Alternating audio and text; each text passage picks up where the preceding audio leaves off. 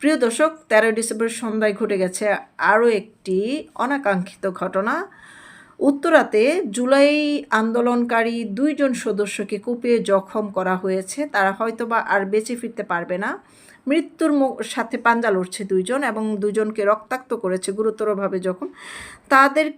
তাদের মধ্যে 2টি দল আছে। একটি হচ্ছে বৈষম্য বিরোধী ছাত্র আন্দোলন, আরেকটি হচ্ছে এনসিপি। আপনারা জানেন তাদের মধ্যেও একটি ক্ষমতার দ্বন্দ্ব এবং লড়াই চলছে বেশ কদিন ধরে। এবং বৈষম্য বিরোধী ছাত্র আন্দোলনের পক্ষ থেকে হুঙ্কার দিয়ে এসছেন যে এনসিপির কেউ কিন্তু পালানোর রাস্তা পাবে না, আমরা তাদেরকে ছিঁড়ে খেয়ে ফেলবো, কারণ তারা আমাদেরকে নিয়ে খেলা করেছে, প্রতারণা করেছে।